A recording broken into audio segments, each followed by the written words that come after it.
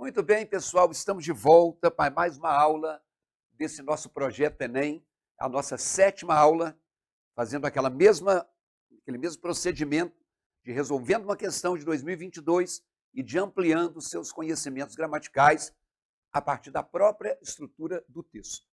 A nossa questão de hoje tem como texto, aí na sua tela, ser cronista.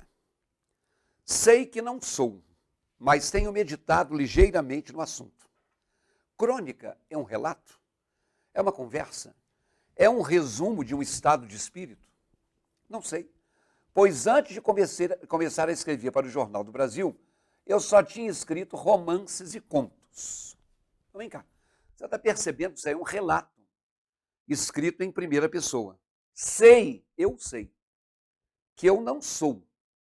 Não sou o quê? Mas ela continua.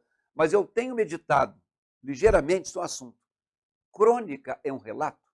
Então, eu acho que a pessoa começa confessando assim, eu sei que eu não sou um cronista. Mas o que é ser cronista? É fazer um relato? É conversar com o leitor? É resumir o estado de espírito? Eu não sei. Então, quando um narrador começa, no texto que escreve, a fazer considerações sobre o que ele está escrevendo, esse é um processo chamado metalinguagem. Então, dentro da estrutura textual, vocês vão encontrar, muitas vezes, questões que falam a esse respeito. Então, a metalinguagem, ou a chamada função metalinguística, é essa que, segundo os livros, o código define o próprio código. Então, quer dizer, ela ocorre quando o código explica o próprio código. E eu acho que isso aqui não é uma coisa que seja tão clara. O que é isso, o código, o próprio código? Na verdade, a língua portuguesa, por exemplo, é um código. Nós conhecemos algumas palavras, outras pessoas conhecem também, e se eu uso, por exemplo, um vocabulário que não é acessível a você não domina esse código, então não há comunicação. Mas não para nisso aí. Então, é bom que a gente coloque que o exemplo principal de metalinguagem, o exemplo principal, quando às vezes cai em prova, qual é? É o dicionário.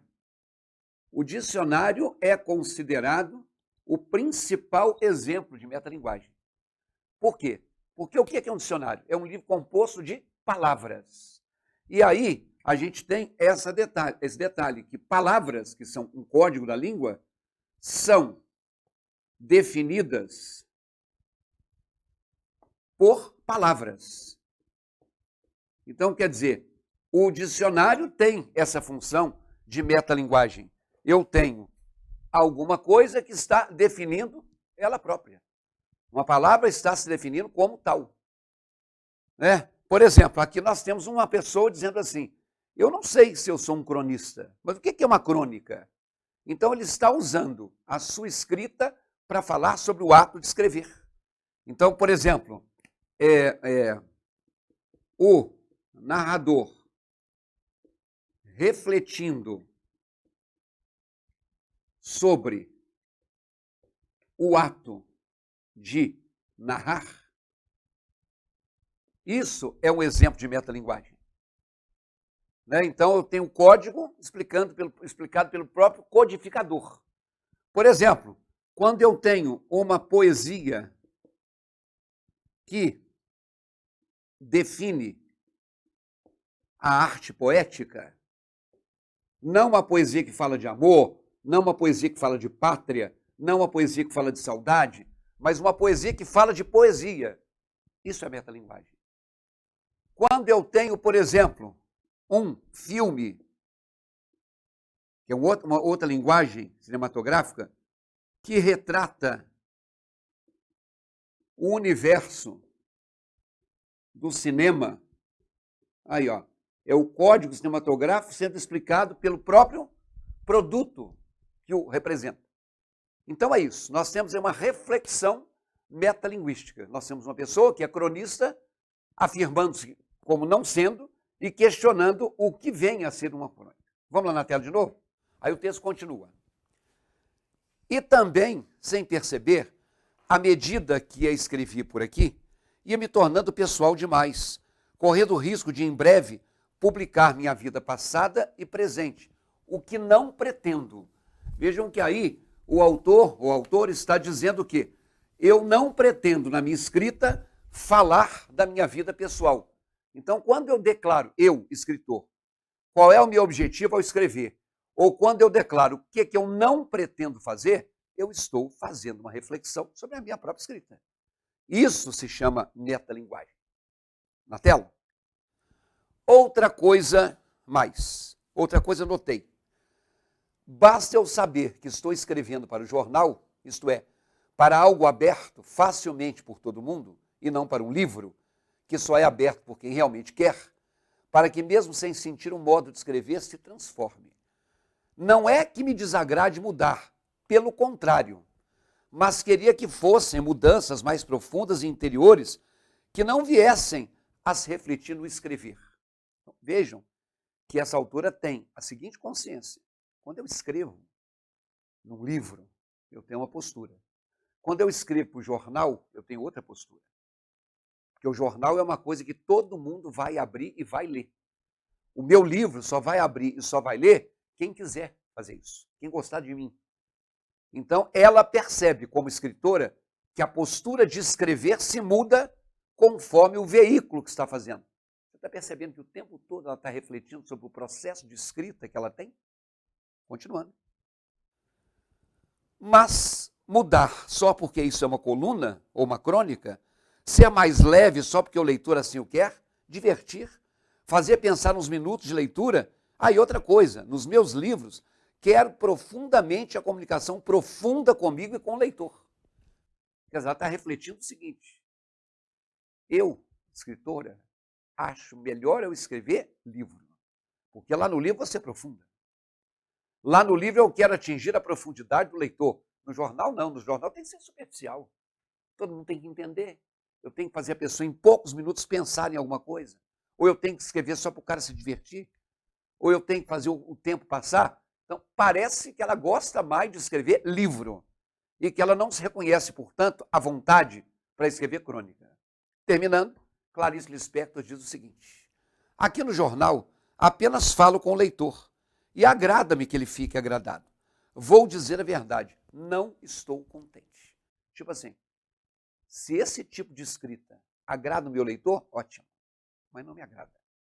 Então ela define para o leitor o que para ela é escrever, que tipo de escrita para ela dá mais prazer e que, portanto, escrever crônica para o jornal e escrever livro são duas coisas diferentes. Então foi bom que nós revimos aí o que é a função metalinguística. Vamos ver o que o Enem cobrou na tela.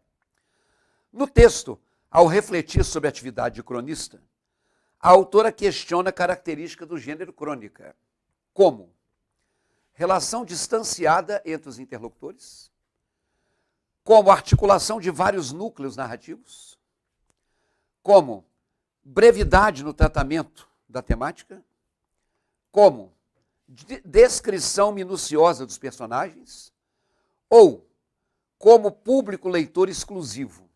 Então, o que eles querem saber? Eles querem que você leia o texto e que você perceba assim, o cronista, quando tem uma atividade, tem algo que eu, como cronista, questiono. O que ela questiona no gênero crônica? Por que ela confessou que gosta mais de escrever para o livro do que escrever para a crônica? Põe aí na tela.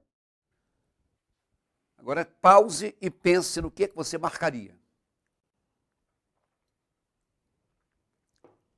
Muito bem.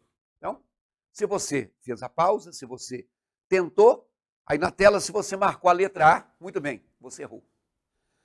Ela não fala, ela não está reclamando que a crônica distancia os interlocutores. Quem são os interlocutores? Quem escreve e quem lê. Ela até fala, eu escrevo, eu agrado o leitor e eu fico agradada pelo leitor se agradar de mim. Mas eu não gosto. Então, assim, isso não quer dizer que tem uma distância. Se ela está escrevendo e o pessoal está gostando, então ela não está se sentindo distanciada. Aí você vai para a letra B. Se você marcou a letra B, você errou também. Ela diz que a crônica é breve. Crônica não é uma história como romance, que tem vários núcleos narrativos.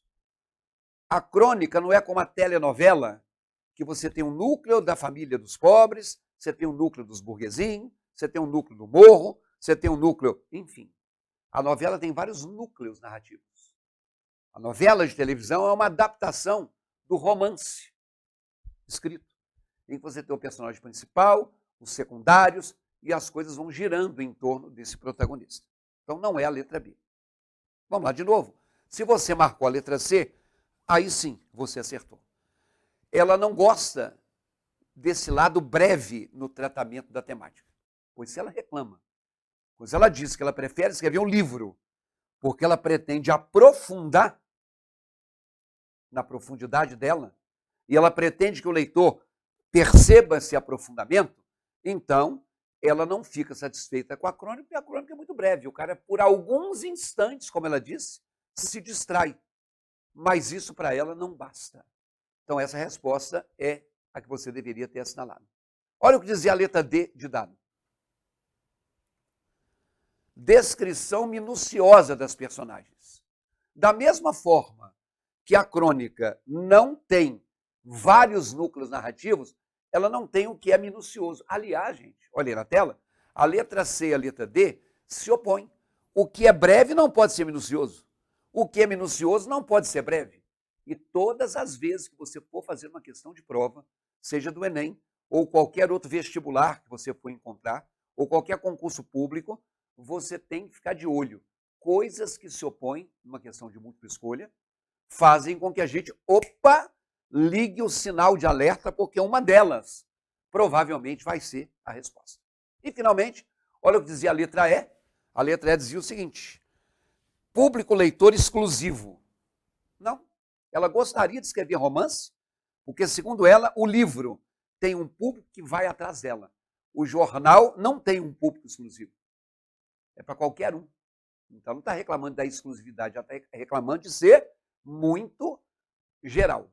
Então, aí está uma questão do Enem de 2022, espero que você tenha acertado. E como eu faço sempre, eu vou pegar um trecho desse texto para comentar uma coisa que você provavelmente, alguns já sabem, outros têm certeza, outros ainda dão uma rateada, e você pode correr o risco de ter que escrever isso numa redação sua. Aí na tela é sobre o uso do porquê. Num dado trecho do texto dela, ela colocou assim: mudar só porque isso é uma coluna ou uma crônica?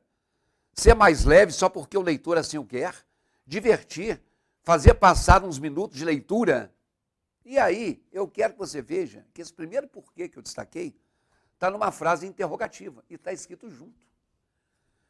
E uma das coisas que jogam na sua cabeça a vida inteira é que o porquê de pergunta é um porquê separado. Está vendo como é que isso aí é mentira? Então, quando eu falo a respeito do uso do porquê, esse aqui, separado e sem acento, é o segundo mais provável de você usar. Eu não acho que você vai usar mais esse não, tá? Esse é o segundo que você provavelmente vai usar mais. O porquê separado e sem acento. Ok, se você já decorou que ele é utilizado nas perguntas, saiba que existem perguntas diretas e existem perguntas indiretas. A pergunta direta, você sabe o que é. A pergunta direta é aquela que termina com um ponto de interrogação, mas a indireta não. Então, do mesmo jeito que você viu aí no texto, uma frase com um ponto de interrogação e o porquê era junto, você também pode ter no texto um porquê numa frase com um ponto final escrito separado. Isso tem a ver com a forma da palavra. É só você perceber que se aqui são duas palavras, eu posso substituir essas duas por outras duas. Então, sempre que couber a expressão por qual motivo, o porquê vai ser separado. Por exemplo, uma pergunta direta. por que se maltrata tanto os idosos? Isso, na verdade, não é uma pergunta, porque eu estou em dúvida, porque eu não sei. Isso é até um questionamento que você está fazendo. Mas não é porque tem um ponto de interrogação. É porque aqui, nessa frase, eu diria simplesmente assim, ó, por qual motivo se maltrata tantos idosos? Por qual motivo? Ok? Por exemplo, quando a gente fala assim, não entendo por que isso ocorre. Isso aqui tem um ponto final. Mas por que isso é uma pergunta indireta? Porque quando eu falo que eu não entendo por que isso ocorre, é como se eu tivesse perguntado, já que eu não entendo, gente, por que isso ocorre? E ainda que você não saiba fazer esse desdobramento, eu não entendo por qual motivo isso ocorre. Então, a primeira frase e a segunda frase, no lugar dela, cabem o por qual motivo. Então, esqueça isso que alguém te ensinou, que é só quando tem um ponto de interrogação. Não é. Por exemplo, a rota por que passa o ônibus é ampla. O ônibus é aquele que sai catando gente de todo lado. Olha um ponto final. Aquilo não é uma pergunta, não, tá? Na de cima, se eu não entendo, eu perguntaria por quê. Mas agora na de baixo, eu estou afirmando, olha, o ônibus passa por uma rota ampla. E aqui não é a rota por qual motivo. Não é. Aqui é a rota pela qual passa o ônibus. O ônibus passa por uma rota. O ônibus passa pela rota. Então, o porquê separado, ele é substituível pela expressão por qual motivo, ou então pelo qual, ou pela qual, e óbvio, né, os plurais, pelos quais e pelas quais. Então, nós temos uma coisa que é clássica na cobrança de prova, quando você cai, não no Enem, mas para você escrever, você pode escrever o porquê, algumas vezes separado. Olha aí na tela. Eu não posso dizer assim, mas mudar só pelo qual isso costuma, não cabe. Mas mudar só por qual motivo isso costuma, também não cabe. Então isso aí não é separado, mesmo que tenha um ponto de interrogação. Agora, o porquê que você mais vai usar é esse aqui, ó. É o porquê junto e sem acento, que a gente aprendeu na escola assim. Aí esse porquê é para resposta. Mentira. Se eu te pergunto, em que bairro você mora? Aí você fala assim, moro no centro. Você me deu uma resposta, cadê o porquê? Qual é a sua idade? Ah, eu tenho 19 anos. Você me deu uma resposta, mas eu não usou o porquê. A palavra não seria resposta. Eu vou usar porquê todas as vezes que houver uma justificativa. E por que que esse é o porquê que você mais vai usar na sua prova do Enem? Porque quando você usa esse tipo de porquê, você está fazendo uma redação que é argumentativa. A redação, o texto argumentativo, você apresenta uma determinada ideia e essa ideia passa a ser válida desde que você leve o seu leitor a entender o seu raciocínio. Então você precisa afirmar e justificar. Então, esse porquê, se é uma palavra só, ele é substituível por uma palavra só, que é o pois, que é um conectivo de explicação. Então, a gente fala assim, o problema se intensificou porque não se tomaram providências. Então, o problema se intensificou porque não se tomaram providências. Eu estou justificando, né, que eu intensifiquei o problema, pois o governo, por exemplo, não fez nada. Olha a letra, olha lá na tela, quando ele fala assim, mas mudar, só porque isso é uma coluna, uma crônica, quer dizer, eu vou mudar por causa disso, E isso é uma crônica. Então, eu vou mudar, pois isso é uma crônica. Eu vou ter que alterar a minha maneira de ser, pois é um relato, uma coluna. Então, eu estou fazendo um questionamento e, ao mesmo tempo, justificando. Ó, será que eu tenho que mudar, pois o texto exige isso? Será que eu vou mudar, pois a coluna tem que ser com essa característica? Então, cuidado, hein, para você não usar coisas erradas. Esses dois últimos porquês, que eu vou colocar por desencargo de consciência, provavelmente você não vai usar no seu texto. Que é esse porquê com acento. Eu tenho a impressão que alguns de vocês se lembram de ter ouvido na escola que o porquê separado e com acento a gente usa no fim de frase. Tá, mas quando eu digo assim, tudo está caótico, por quê? Primeiramente, é importante que você saiba que o porquê é separado, porque eu diria, tudo está caótico, por qual motivo? E segundo, ele tem acento porque ele está seguido de um ponto de interrogação. Aí você vai falar assim, tá vendo? Eu não falei que ele vem sempre no final da frase interrogativa? Não. Então, esse porquê, ele tem que ser seguido de sinal de pontuação, que não precisa ser o ponto de interrogação. Se eu digo, por exemplo, assim, o povo aplaude certos discursos sem entender por quê. Aí, ó. Primeiramente, por que é separado? Não é porque é uma pergunta. Mas o povo aplaude certos discursos sem entender por qual motivo. Então, se é por qual, o porquê é separado. Tá? Sem entender por qual motivo. E ele tem acento porque ele está seguido de um ponto final. Não precisa ser um ponto de interrogação. Ou, por exemplo, mesmo não sabendo por quê, teve desconto no salário. Isso não é uma pergunta. Então, não estou escrevendo porquê separado, porque é uma pergunta. Estou afirmando.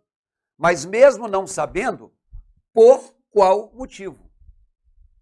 Implicitamente ele perguntaria assim, why? Por que foi? E ele tem acento, porque, ó, está seguido de um sinal de pontuação. Então, pode ser uma interrogação, pode ser um ponto final, ou pode ser vírgula. Não precisa você ficar com essa ideia de que o porquê sempre vai ser seguido de um ponto de interrogação. Não. E para fechar a aula de hoje, nós temos o porquê junto e com acento. É uma resposta? Não. É uma justificativa? Não. Mas se ele é uma palavra única, ele é substituível por uma palavra única, que não é o pois, é a palavra motivo. Ou até no feminino, é a palavra razão, ou é a palavra causa. E esse porquê, alguns de vocês vão se lembrar, ele é um substantivo. E eu quero que você se lembre também que uma palavra é substantiva quando antes dela eu posso usar um artigo. Então, por exemplo, é possível descobrir o porquê da briga?